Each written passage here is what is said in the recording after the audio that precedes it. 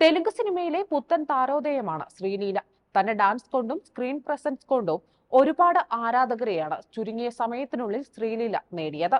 പുഷ്പ 2വിലെ കിസ്ക് എന്ന ഗാനത്തോടെ ശ്രീലീല ഏറെ ശ്രദ്ധ നേടുകയാണ്.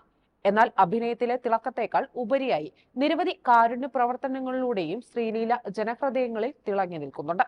23 വയസ്സുകാരിയായ ശ്രീലീല ഭിന്നശേഷിക്കാരിയായ 2 കുട്ടികളുടെ അമ്മ കൂടിയാണ് എന്നത് പലർക്കും അറിയാത്ത കാര്യമാണ്. ബൈ ടു ലവ് എന്ന കന്നഡ സിനിമയിൽ ചെറുപ്രായത്തിൽ അമ്മയാകുന്ന പെൺകുട്ടിയായി നടി അഭിനയിച്ചിരുന്നു. ഇതിന് പിന്നാലെയായിരുന്നു കുട്ടികളെ ദത്തെടുക്കാനുള്ള തീരുമാനം. ഒരിക്കൽ താരം ഒരു ഓർഫനേജ് സന്ദർശിച്ചിരുന്നു. അവിടെയുള്ള കുട്ടികളുടെ അവസ്ഥ കണ്ടപ്പോൾ താരത്തിന് വലിയ സങ്കടമായി. ഇതോടെ 2 കുട്ടികളെ ദത്തെടുക്കാം എന്ന തീരുമാനത്തിലേക്ക് എത്തുകയായിരുന്നു. അങ്ങനെയാണ് ഭിന്നശേഷിക്കാരായ 2 കുട്ടികളുടെ അമ്മയായി ശ്രീലീല മാറുന്നത്.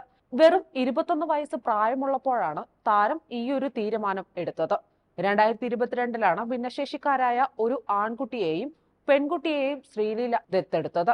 ഇന്ന് ഗുരു എന്ന ആൺകുട്ടിയുടെയും ശോഭിത എന്ന പെൺകുട്ടിയുടെയും അമ്മയാണ് 23-കാരിയായ ശ്രീലീല.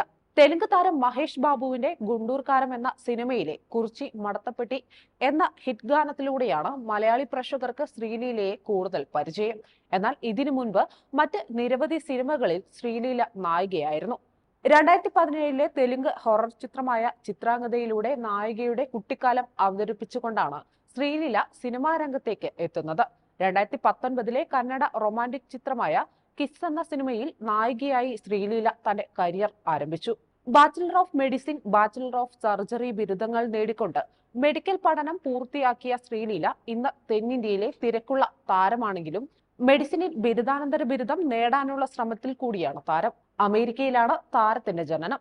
അമ്മ സ്വർണലത ബാംഗ്ലൂർ സ്വദേശിയായ ഗൈനക്കോളജിസ്റ്റും അച്ഛൻ സുരപനേനി സുധാകര റാവു ഇൻഡസ്ട്രിയലിസ്റ്റുമാണ്. ബാംഗ്ലൂരിലാണ് ശ്രീലീല വളർന്നത്. ശ്രീലീല ജനിക്കുമ്പോഴേക്കും അച്ഛനും അമ്മയും വേർപിരിഞ്ഞിരുന്നു.